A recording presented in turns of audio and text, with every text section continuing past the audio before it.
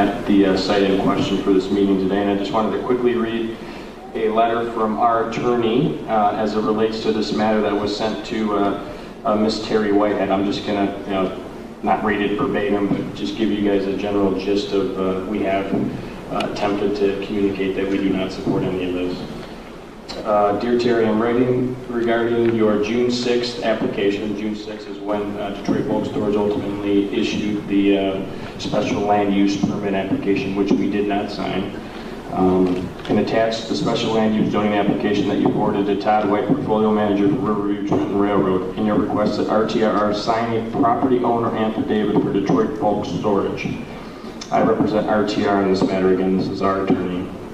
While RTRR is the sole owner of the subject property, RTRR is not at this time inclined to sign the owner's affidavit and does not approve or support the special land use zoning application. If there's any doubt as to the ownership, attached to this letter are all deeds that demonstrate current municipal ownership by RTRR.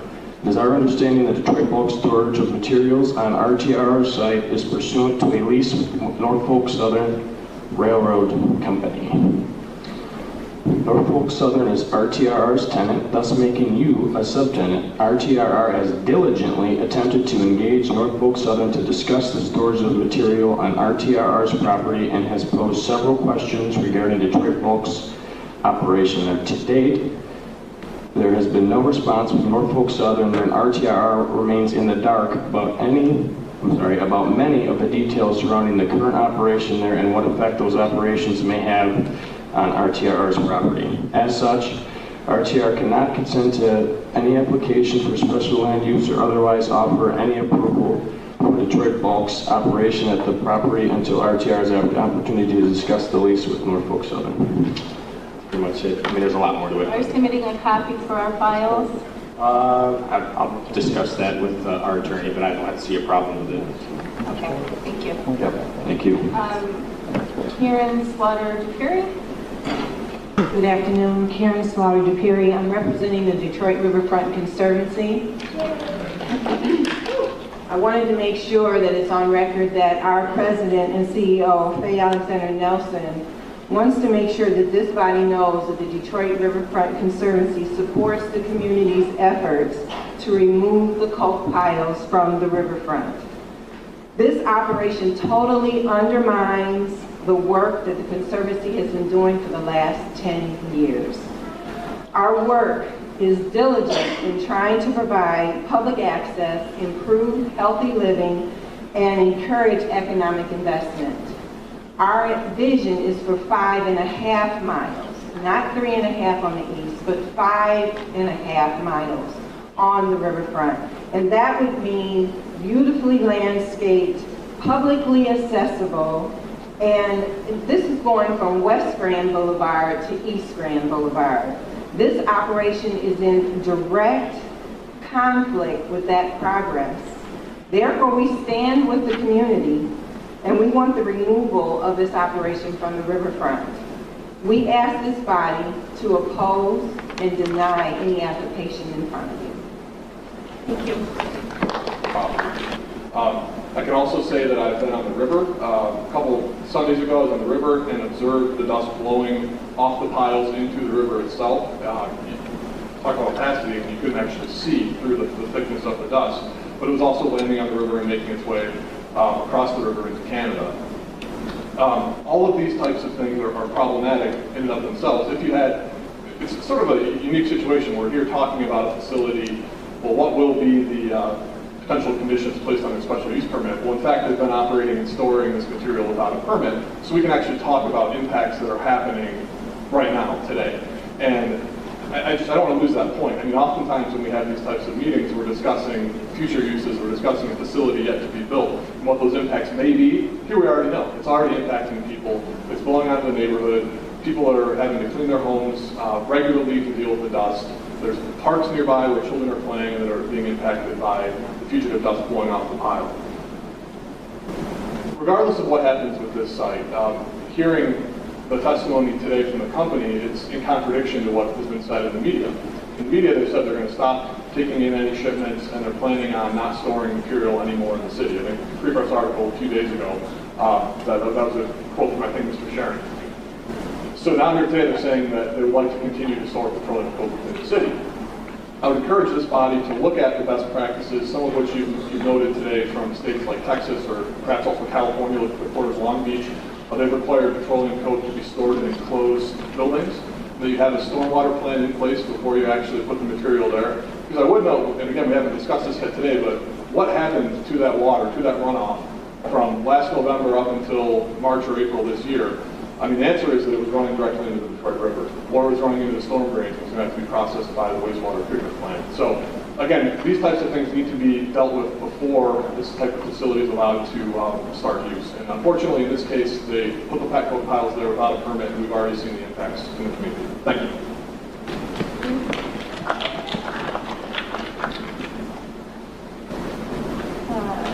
Jennifer T. And then we'll hear from Marion Berger.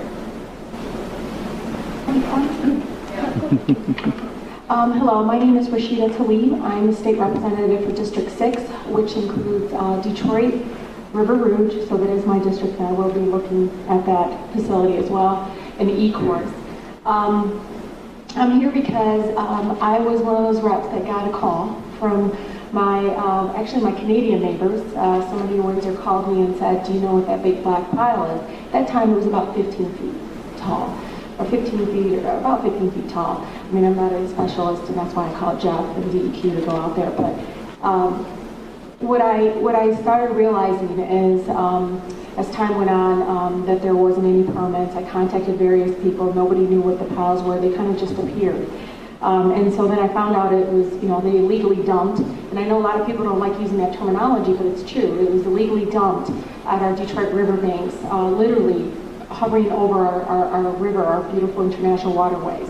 And I even found out that a number of things weren't in place, including them contacting the fire department and things of that nature.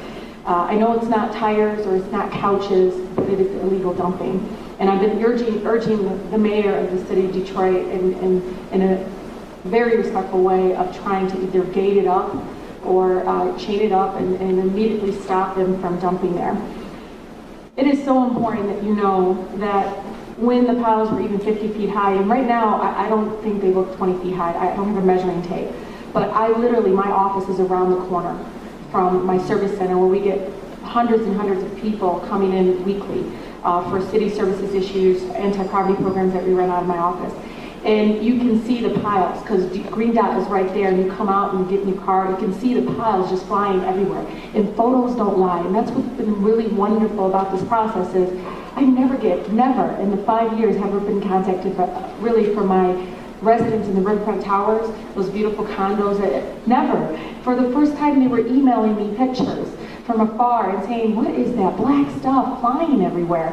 And I would engage them, and I see some of them actually here, and very much worried about their quality of life and their impact.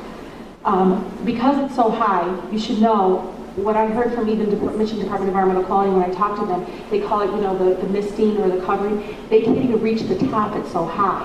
And that's why Michigan Department of Environmental Quality told them you need to knock it down to 20 feet. And again, I'm not sure, I'm so sorry, I'm trying to talk about this. I'm not really sure that's actually happening. And I rarely see the spraying. I don't know when that happens. I'm not sure. All I know is the powdery stuff is continued flying everywhere as early as like July, this past July, as recent as July. The worst part of it all is as I'm giving people tours that want to come in and take a look and what is this, I find the petroleum coke all over the sidewalk, all over. And I was like, there's no way. I literally pick it up, give it to Jeff who just left, and asked him, and people took pictures of me taking it, and I said, come out anytime and test it. And they tested it and they verified petroleum coke all down 4th Street. All down 4th Street on the sidewalks, sometimes piles and chunks of it. Again, not sure if it's coming from the trucks. I'm not sure if it's coming from the blowing off the piles, but you can see it right there where Blondie's is on West 4th Street. The worst part of it all is, I have residents that are getting their homes tested. They're taking the stuff from their air conditioning units. I have a mother, first-time mother, 8 months pregnant, so scared, got her place tested, couldn't confirmed that she has petroleum coke in her home, in her loft. That to me, you know, it's not about producing petroleum coke, but for many people it is about that bigger question of whether or not we should even be doing that. For me, it's about protecting our residents, our families. The worst thing is to sit there and be able to open up your window and not be able to breathe, or be able to open up your window, or really not feel fear that something will happen to your child. In California, it was a 10-year fight, and please don't get us through a 10-year fight. It was a 10-year fight before they passed state legislation to getting, and I did introduce something, so don't say I'm not doing it, I did. And who knows if it gets passed, I mean, it is the Koch brothers. So one of the things that is happening is that, you know, it took them, what, 10 years, and they found out 15% increase in particulate matter in the air, and they finally said, look, you're gonna have to cover it. So they had to build barns. I've seen things online, you know, I'm not a specialist, I'm not in the industry, of doing these weird, like these tents, they're like halfway so that it won't blow towards people's homes or towards, you know, where people live. I've seen where online that you can get like different kinds of fencing. I mean, there's a number of things, of course, you have to look at the cost-effective analysis, but the point is, we, as a public, have these processes in place to protect us. And all I'm expecting is we treat every single company equally, and we're gonna treat them equally. They have to have a permit. To sit there and illegally dump in the backyard of Detroit, our backyard, is criminal. They should, just like anybody else, not only get ticketed, but almost completely close down their business until they comply. We did not pass the open storage permit yesterday. It's been in there. It's been there because a mother like me, a father, or a person that lives in the community has those processes in place to protect them from all of this. And we shouldn't wait until 6 homes are tested to say petroleum coke is reaching inside their homes, on their kitchen counter, on one of them it was really stinky, but it was literally her sponge that she's been using to wipe down her counters. I mean, those are things that to me are unjust, and they can't handle the material. This is new to them. They're saying it is, but it is new to them. You can see how kind of, in many ways, how this is kind of over their head. They're not able to kind of handle, I mean, they're not able to handle it. This is way too much for this company that probably did not see forethought, and like, this is some, you know, some mitigations that they have to put in place, some permitting. They obviously didn't do research. And what's really disturbing, and Detroit Bulk is a family-owned company, and I welcome companies, you know, to come and be part of our beautiful city, but you have to follow the law. You can't just dump. They would never, ever, ever get away with it in any other city, and you guys know it. They would never, ever get away with it in any other city. And I'm just asking them and urging them, because we are an amazing neighbors. We could be so amazing. We'll treat you with respect if you treat us with respect. And all I'm asking is you respect our current laws. They're in place for a reason. And put yourself in our place. If you were pregnant 8 months, if you were somebody that was retired trying to enjoy their life, you know, their last, you know, decade of whatever, how many years left, you want to be able to open up that window. You be able to really be able to live in your community, and that's what I'm asking. And so please take those things. I will send you all, I didn't know you wanted all this information, I will send you the testing from Ecology Center. I will send you, there's DCATS.org that has a lot of video. Stephen's been really working hard, getting on a canoe, going out there and monitoring it, and really kind of trying to be a partner in getting our city and state folks involved in what's going on regarding this. There is a right way to do it. California got to that point, it took them 10 years, let's learn from them, and let's require them to move the piles away from our river and put these protections in place. 20 feet away, she didn't say Detroit Riverfront Conservancy, they're starting 20 feet away is where we're gonna have this beautiful riverfront. By the way, for anybody that's for this, billions of dollars in economic activity for our city when we develop the riverfront. Billions of dollars. I'd rather have clean jobs than this. Thank you so much.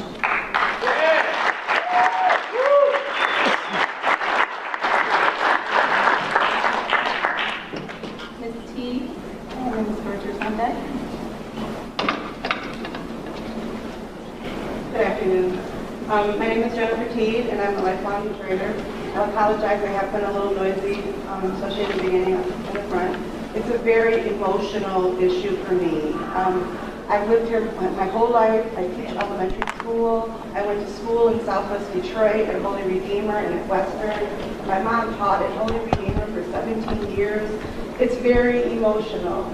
I cannot believe the audacity of these three people and whoever else is in the space to show their face and realize how you're poisoning the people who live here.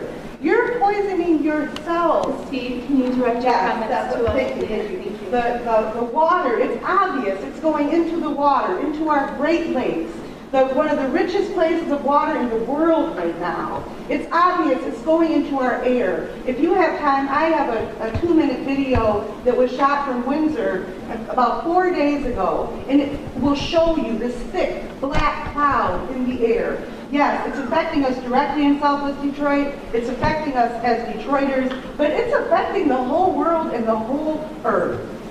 Thank you. I think you all have asked some really good questions, and I appreciate the questions that you asked and how seriously you're taking this. Obviously, this is your city too, and I also appreciate the testimony that was given because it was very clear and obvious that there's a lot more work that has to be done. Yep.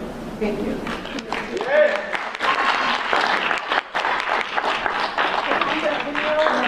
Joanne Kessel on deck. Joanne, show that video. I believe that's the video that was submitted to the DEQ, and we've noted it as public comment. Okay, thank you. Good afternoon. My name is Marion Berger. I'm 19 years old and I'm a Detroit native. I'm privileged. Currently, I live, work, and go to school in Ann Arbor, where I enjoy the privilege of clean air and clean water. However, my family doesn't enjoy these same privileges. Several years ago, after being East Siders all our lives, we decided to move to Southwest Detroit, just blocks from Clark Park, and now about a mile from the petcoke piles. I'm here on behalf of my mother, who's in the audience, and everybody in my community who couldn't be here today. When I come home, my lungs hurt, and I can tell you I've never smoked a cigarette in my life. That, and the particular matter that has been building up on my bathroom window and on my mom's car, the fact that I can't have a garden in my backyard because of the air pollution, that's why I'm here today, and that's why I don't think petcoke should be allowed to be stored in my city ever. I'm only home once every few months, but what about the people who are breathing this air in and out every single day? My mom's been subject to this for the past 9 months, and I wonder what's going to happen to her in the coming years. Will she develop asthma or something worse? I'm here to tell you to do right by the citizens of Detroit and to take a stand against the environmental racism that is rampant in our city. Please do not allow these petcoke piles to continue to be dumped. Thank you.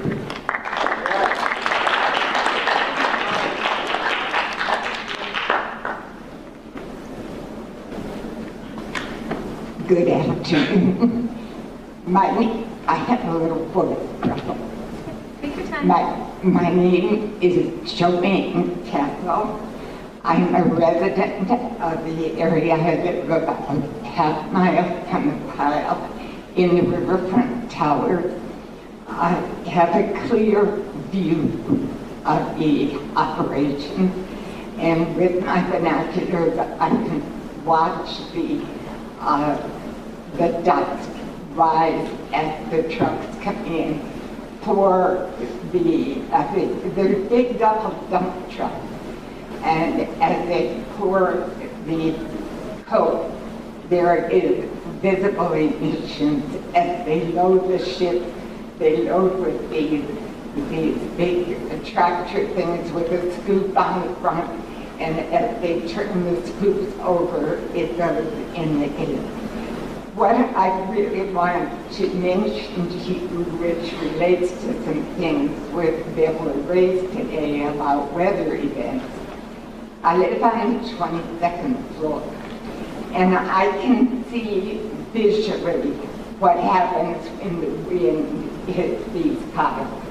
On June 27th was the first time I saw it, and the wind hits the pile and it explodes. It literally explodes. We have a predominant west-southwest wind in the area. And the first time I saw this happen, the dust just plumed off a couple of 100 feet, swirled, and went out over the neighborhood. I took some photos with my camera, and I sent them to Representative Serena. The second time that it happened was on July 18th. These are the two that I saw. Well, let me go back. The first time when it happened and it plumed up, I had the windows open. It was simply a windstorm. As I took pictures with my camera, first I got the odor, and then I got it in my mouth. I could taste it, and it stayed with me for about 30 minutes. The second time that I saw this happen was on July 18th.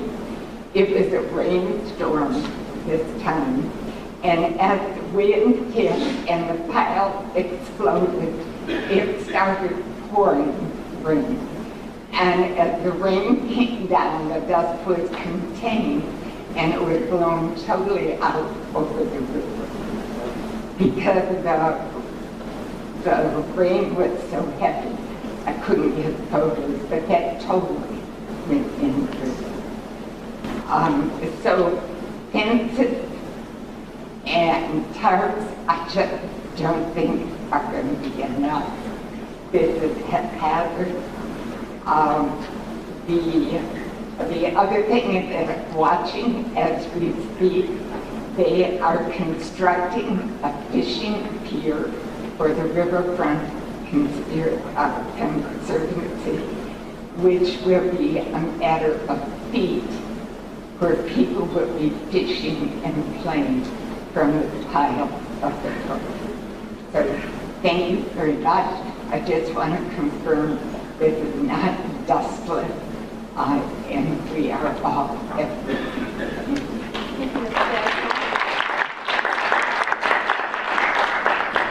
interests.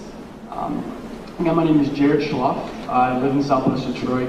I commute about 3 to 4 times a week from Southwest to downtown for work, meetings, church, and I ride my bicycle. And that's when I first learned about the piles. There is this black dust along 4th Street, and I got really involved hearing from working with the community. I'm involved in an organization that Rashida Tlaib referenced, the Detroit Coalition Against Tar Sands, and our main focus was on the tar sands and Marathon. As we all know, this petcoke is the waste of this tar sands. And having asthma, the most direct route is right down 4th Street from my home to Detroit. I couldn't figure out why my asthma was acting way worse than it always has.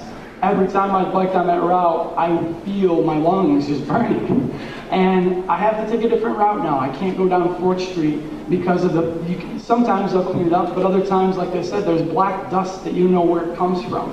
And we hear a lot about best practices today. Well, the road to maximizing profit, it's not good enough. It's not, the best practices are not what's best for the people.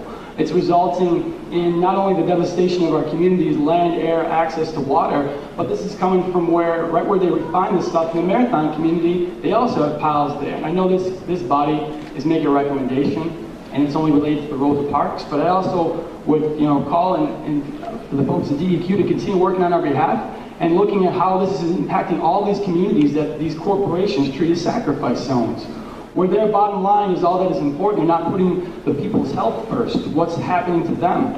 And that, we all these corporations, they don't pay for the waste in the form of carbon dioxide, which is with petcoke, it's 53.6 more carbon intensive, so the climate change is going to affect all of us. This waste isn't currently paid for. So I'd ask that all of you keep that in mind when you're making this determination and recommendation, that it's a local issue, that we're not putting people first, we're putting corporations first if we approve and allow this petcoke to be here. And we shouldn't just cover it. We should get rid of the petcoke altogether. There should be no tar sands in Detroit. There should be no petcoke in Detroit. There should not be any industrial practice that puts profit before people. Thank you.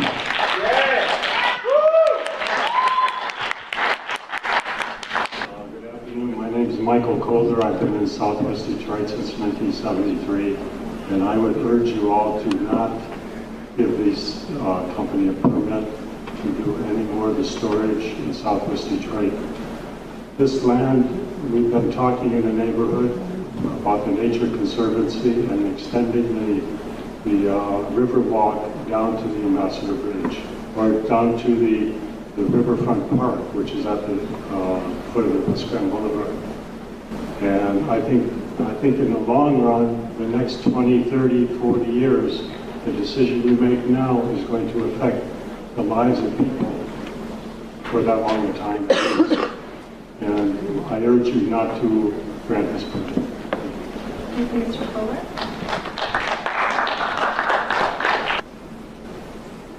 Second.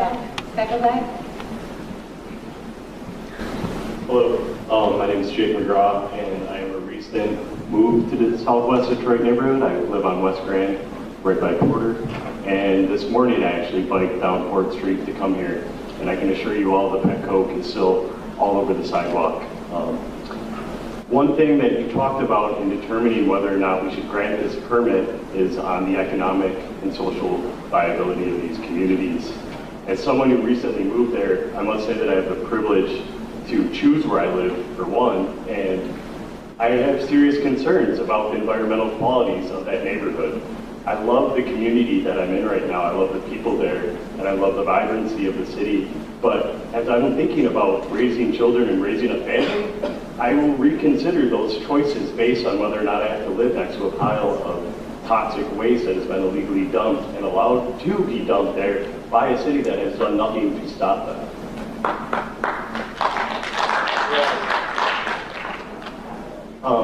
This company has shown that they care very little for us. They have not followed our laws this far. They have 3 employees that they are not caring for according to OSHA's standards. I don't even know if those employees or staff at the site are from the city of Detroit, but I don't see them being a very economic contributor to this community. The people in that community are what brought me to that community, and that's why that community is so vibrant. And that's all I have to say. Thank you.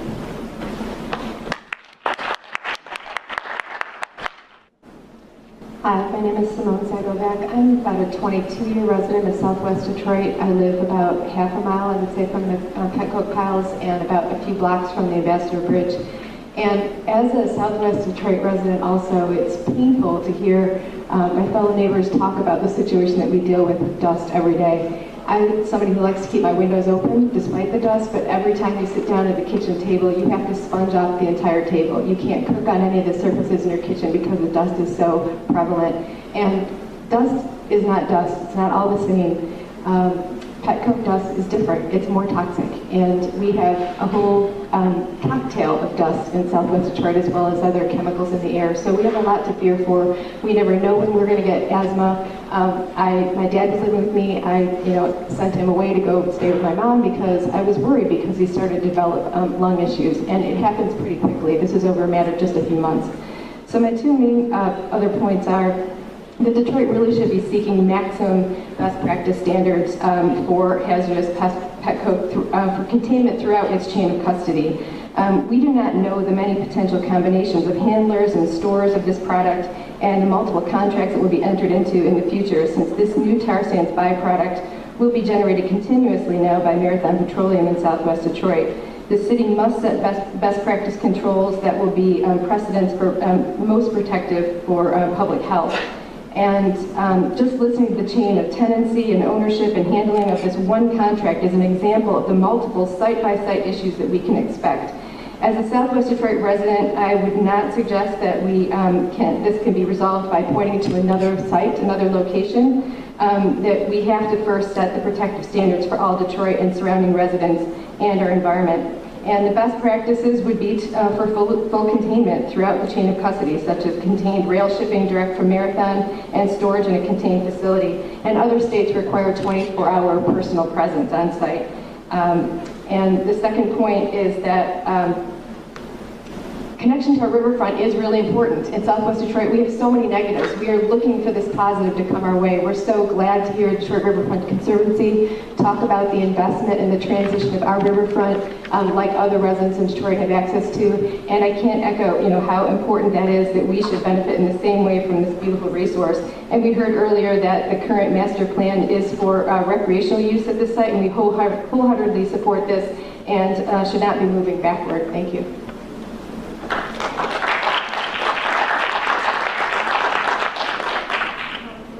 Mackenzie Duke and Valerie Blakely.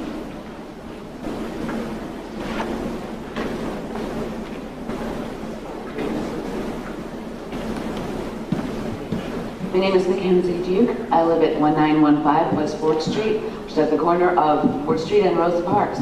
I am about 300 feet from the petcoke piles when I am at my loft apartment.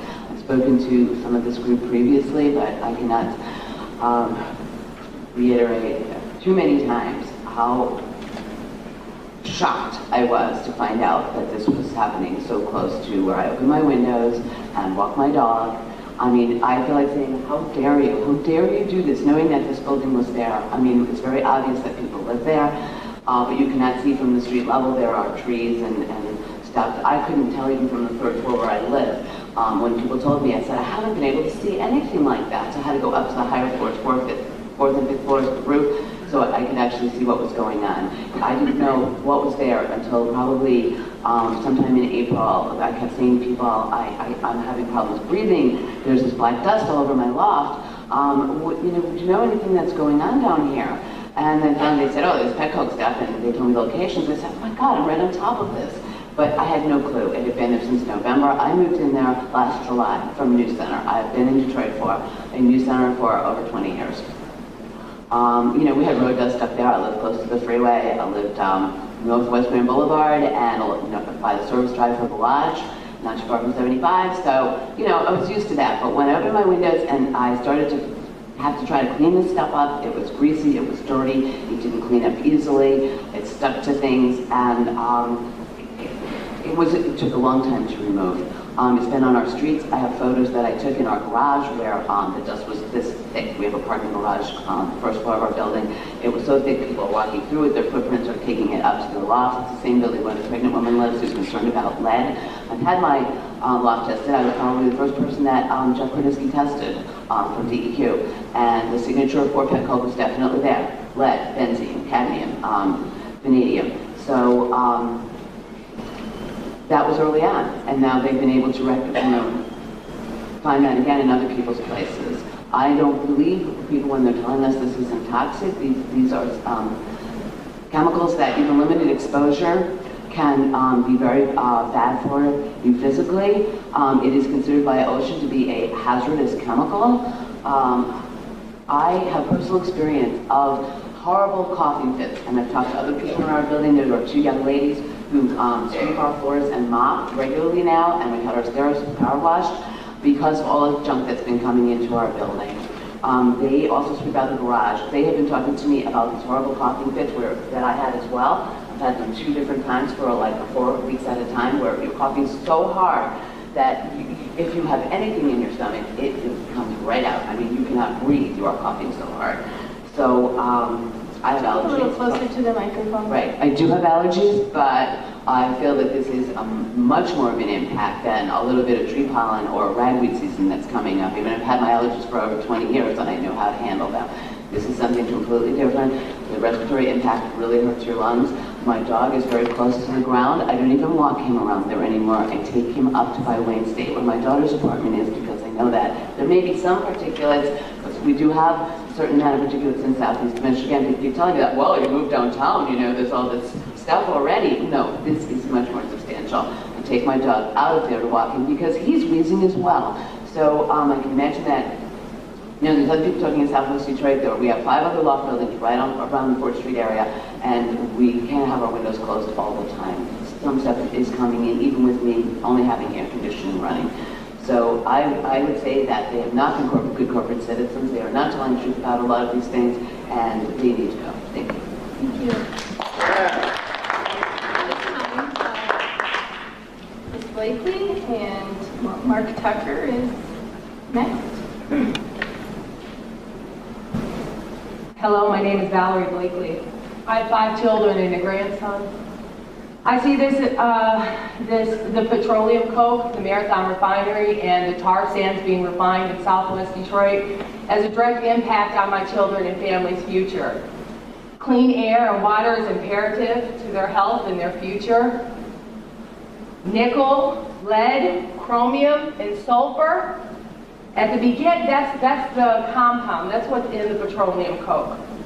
At the beginning of this hearing, I'm assuming you were reading from Detroit Bulk Storage's paperwork, you said that it will not be detrimental to communities.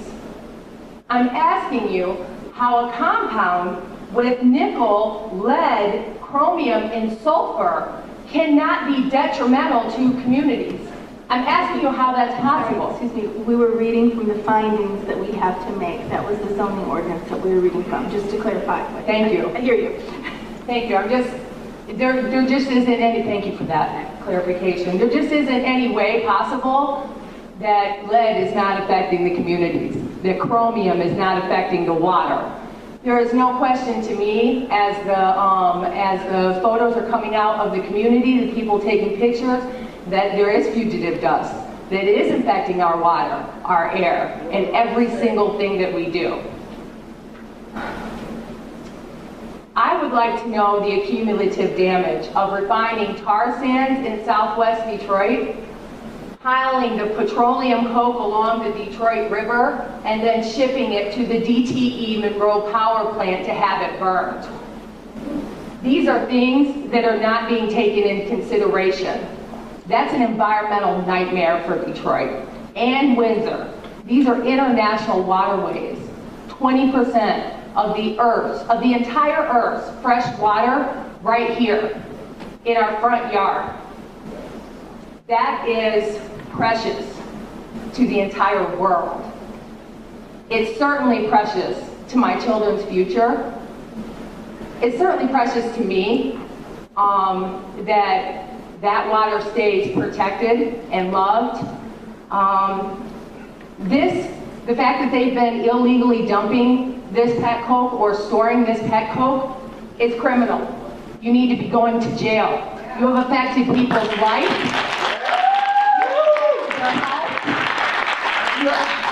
There is no way that you could take accumulative damage. The MDEQ could not, of all of those things being done right here where we are. I, for one, will not stand for it. As a mother, as a citizen, not doing it. Hi, my name is Mark Tucker. I'm a City of Detroit resident. I want to thank the panel for all of your good questions today.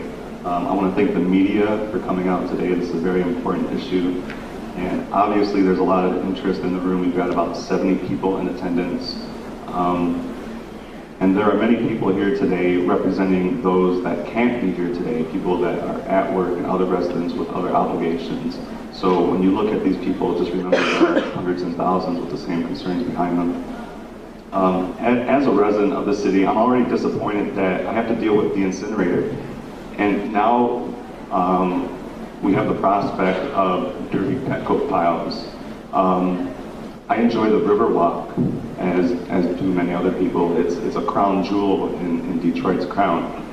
Are we going to risk that for the storage of this nasty petcoke? Only feet from that?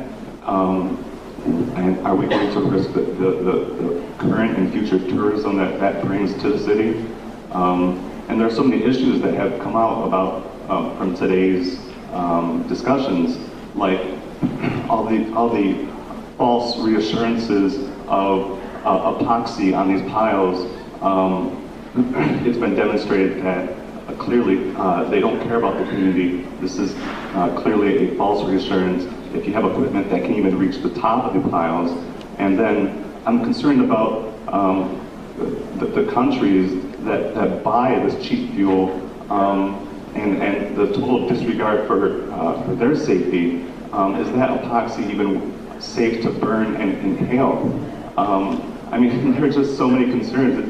It's amazing to me. I ask you, please, when considering the permitting, say no, absolutely not. With the bankruptcy filing of the city of Detroit now, the whole world is watching. And when I consider whether or not I'm going to stay in this city and start and raise a family, this is one of the most important issues to me. So please, no, no, no, no. My name is Scott Bryans, and I serve as the president of the Southwest Detroit Community Benefits Coalition, and we organized around developments doing better in Detroit. And our concern with our community is obviously the pollution. We're going to be hosting a new international bridge in our community. We have various harmful effects as it is in our community, and this is yet another harmful effect that's put upon our community illegally. And you know, what we have to do to attract people to Detroit is have a respect for people, have a respect for our natural resources, have a respect for the waterfront and our quality of life. And that has not been demonstrated in Detroit for a very long time, and it's because of companies like this that continue to take it upon themselves to go ahead and keep dumping illegally when it's harming our communities. I just want to say, in order to get our communities righted, we have to take a serious approach to maintaining the quality of life and preserving preserving our natural resources. I want to say that you know, we're never going to get there if these practices continue to go on and on. I want to read a statement. A senior citizen could not be here. He has a knee issue, and he did a lot of research on this subject. I want to read a statement if I could. My name is Thomas Dombrowski. He's a retired Teamster, almost 40 years driving semi-trucks. He wants to state petroleum coke is a byproduct of oil. Several products obtained from the initial refining, such as gasoline, jet fuel, diesel fuel, motor oils, and waxes. The result from this processes leaves a heavy tar-like residue. This can produce a hard coal-like substance called petroleum coke. Coke is made largely of carbon, which has the potential to cause acute toxicity. The dust can, over time, cause inflammation of lungs, also further confirmed in the lab with animal studies. In the data safety sheet for petroleum coke, certain hazards are identified. Firstly is combustible dust. Second, the hazard statement provided that it may form combustible dust concentrations in the air with excessive exposure that may cause skin, eye, or respiratory tract irritation. Preventions have to be in place for those exposed to this product are as follows: avoiding accumulation of finely ground dust, keeping away from flames and hot surfaces, wearing gloves, eye protection, face protection, and keeping preventing skin contact. Washing hands, skin thoroughly. Do not eat or drink or smoke while using this product. Do not breathe the dust. Only used outdoors and well-ventilated areas. These are certain responses to take during any problems. These resources are, in case of fire, use dry chemicals, CO2, foam extinguishers, which, if on hand, rinse the skin with water, remove or wash contaminated clothing. If in the eyes, rinse continuously. If inhaled, call immediately for doctor, medical assistance. It goes on and on. And these are just a partial listing of contact directly or indirectly with petroleum coke. He goes on to say that the data sheets obviously state that this is harmful, and why we have allowed this to be open air right in our communities, I have no idea. So if we're to develop our riverfront in the future, this is silly and absolutely absurd to dump on our most beautiful resource, which is the Detroit River, and just make this Detroit look like a slum. Yeah. Thank you for asking such thorough questions. This issue is important to me because I am a Detroiter. I was part of the brain dying process. I graduated from King High School, but then I went to Columbia University in New York. Now I'm almost 30. I'm trying to make a home and start a life with my partner in the city. But this issue is of concern because of what other people have talked about as far as the pollution. However, even though I don't live in Southwest Detroit, I go to the riverfront. My mother and my aunt walk at the riverfront almost every day, as do a lot of seniors. And I'm sure that once they find out the information about how harmful this is for their health, when in fact they're trying to do something to promote good health by walking along the river, that they'll be very concerned. They actually donate to the Detroit Riverfront Conservancy. So to see that a company that has expressed its regard for the law impeding their ability as Detroiters to have a healthy lifestyle, I mean, that's just something that I don't know how you answer that. What's the response to that? I understand there might be some ambiguity as to whether or not, while they were in the process of pursuing a permit, whether or not they were allowed to operate. But I would ask that not only that you guys as this group of people that can make this decision, not only that you deny their permit, but that also that they experience some type of negative repercussion because of the health effects that have been experienced by residents of Southwest Detroit downtown, but also other residents like myself who visit that area, who shop in that area, and may work in that area. I think that's all I have to say. Thank you. Detroit doing home care, and by definition, the people that I see are not able to come to this hearing because they're too ill. I met a beautiful woman last week who was recently diagnosed with lung cancer, who was not a smoker, and she got her lung cancer living in the city of Detroit. So I have a couple of things. I want to concur with everything I've heard so far. I agree this is a terrible disgrace that they are dumping this on our city, and that it would be very wrong for you to permit this to continue, especially with the way they've shown contempt for the residents by continuing to do so after they were told to stop. But I want to make a couple of points about security. I heard them say that there is barbed wire and a gate in front of this, but we went and set up a protest down on 14th Street and Fort, and you can walk right up to the petcoke and scoop it up into a bucket and take it away. I know because we did so and brought it to the city council meeting. So there is absolutely no security around the petroleum coke. That's a laugh, okay? They say there's barbed wire. Well, maybe you got it at the one end, but not at the other end. There's nothing. And by the number of bottles and pop cans and so forth, it looks like there's a lot of parties that go around down by the petcoke. So you might want to consider that. Another issue, I read the cleanup plan for this, this was submitted for this permit.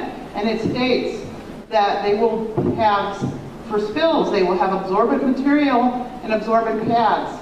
They should have to get the absorbent material and absorbent pads out now and remediate the spill that has occurred all over the area up and down 4th Street before they are permitted to do any further storage or adding any more petroleum coke, because there's already a huge spill that has occurred that has not been remediated.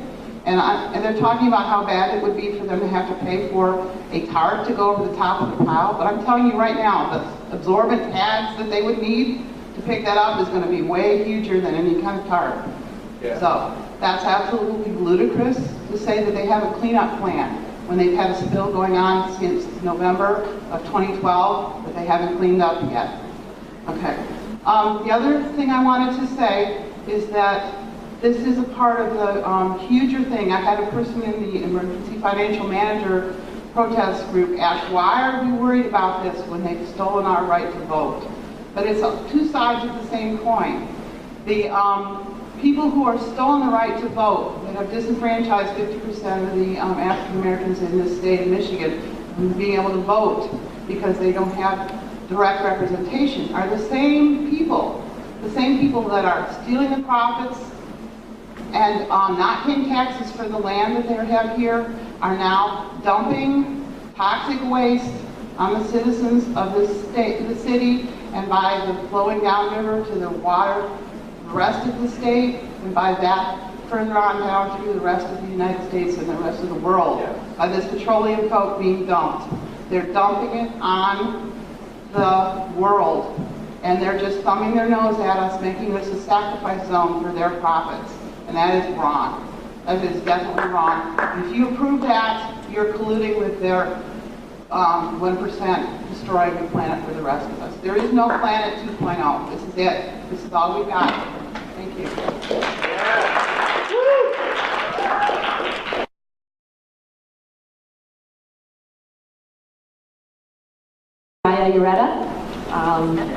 Thank you for hearing me today, although I really wish that it were under different circumstances.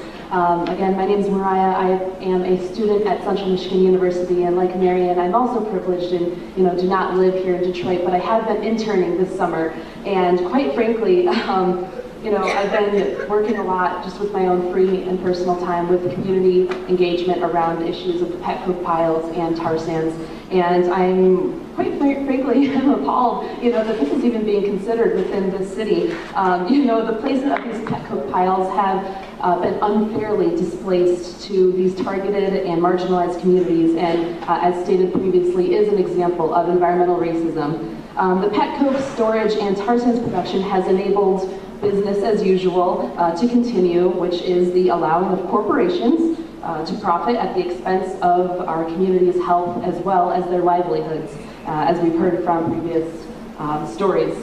I think that all of you know that approving this permit would only perpetuate this oppression, and Detroit deserves better.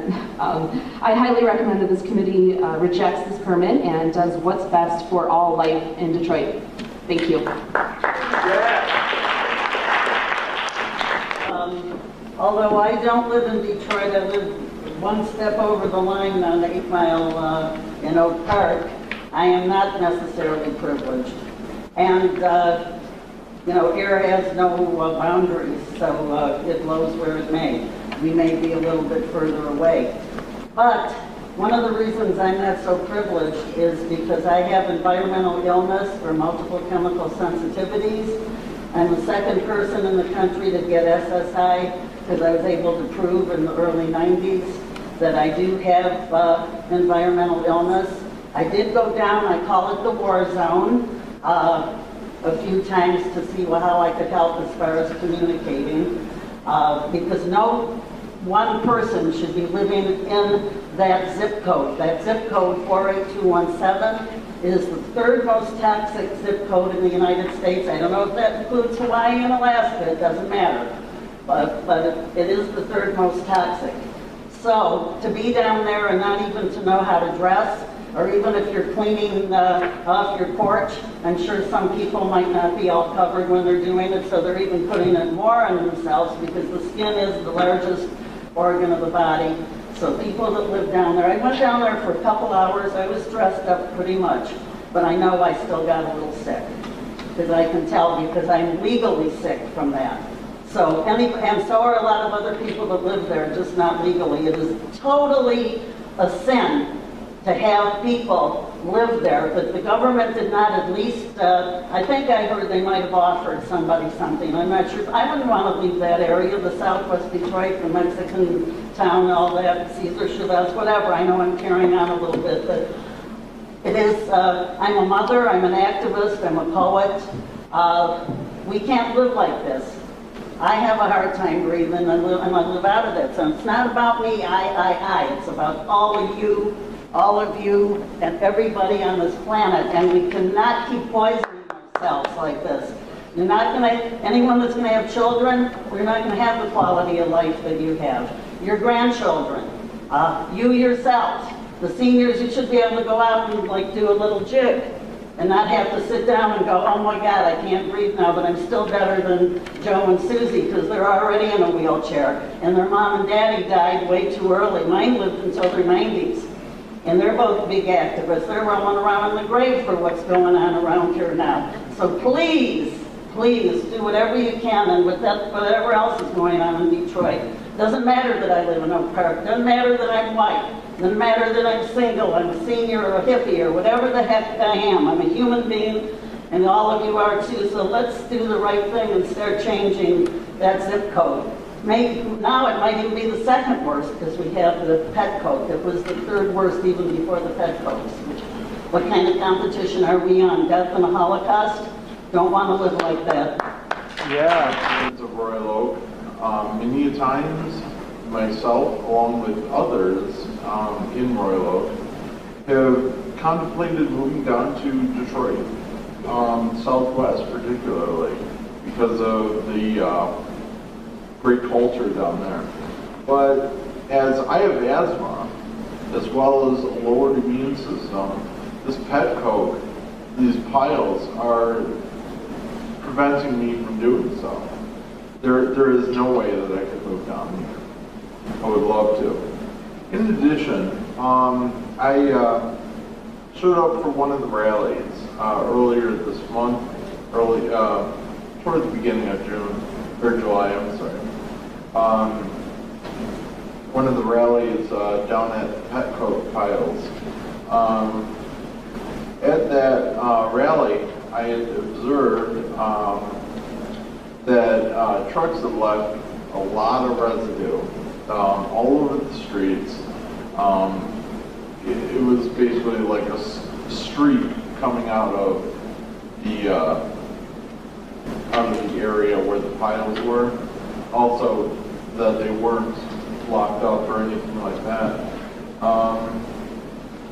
In addition to seeing it, I'm also yesterday I was in Southwest Detroit along Verner for about half a mile. I was walking, talking with individuals who lived in the area. They all expressed that friends of theirs, family of theirs, brothers, sisters, daughters, parents were all at home or in the hospital, unable to be out, but they were all sick from an unknown, they were all sick with respiratory infections or, asthma or whatever, in the hospital and whatnot, from an unknown substance. We all know what it is.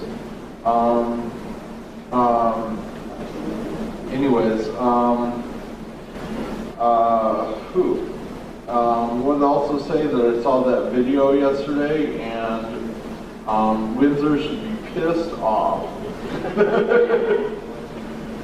So I want to say I'm sorry that I couldn't be a resident here in Detroit. I'd love to be. Sorry. Petitioner, first of all, I'm opposed to this request. Fabulous testimony on behalf of the petitioner because I think they've made it clear that they have no standing with this request before this body. It's been made clear by the actual property owner's representative that there is no agreement with them to be there or to even make this request. So that alone, for me, I believe is enough to deny the request. Moving forward beyond that, hearing testimony by the petitioner that they've received a federal government approval by the U.S. Coast Guard regarding a Homeland Security plan is alarming. That someone that actually is operating illegally at this location, doing what they're doing, has actually processed that material and had it approved by another government body.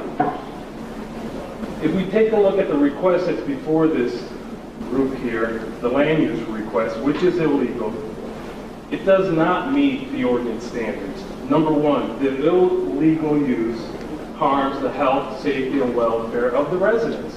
They've provided you fabulous and well-detailed testimony to that effect. Number two, the illegal use is contrary to the city's community master plan. If you focus on the presentation by the representative from the Detroit Riverfront Conservancy, it's very clear that there is a vision and a plan that's underway. I think they indicated that it was literally their next project across the street. And they will continue along the waterfront with their great vision and plan. And number three, that without a doubt, it's clear that this use harms the property values, the property use, and enjoyment of the residents, visitors, and anyone else that chooses to do business in that area, reside, recreate. That alone, for me, I believe, is enough for this body to deny the request today. I don't believe that the body needs to hear anything more. I think they have sufficient material to deny the request. Thank you. Black stuff that was going all over the furniture. And what was your last name? Janet Wilson. Wilson, did you sign in? I didn't. I'm sorry. I'm actually not from Detroit. Could you still fill out I will. a sheet? I will. I'm part of the Occupy movement, and we look for social and economic justice issues, and this is a huge one, in my opinion. Just listening to the commentary, I don't know how corporations get away with this, and I have seen for myself the southwest part, and it's devastating. So I just want you to know and represent Canada and say you're affecting more than just Detroit here. So thank you for your time.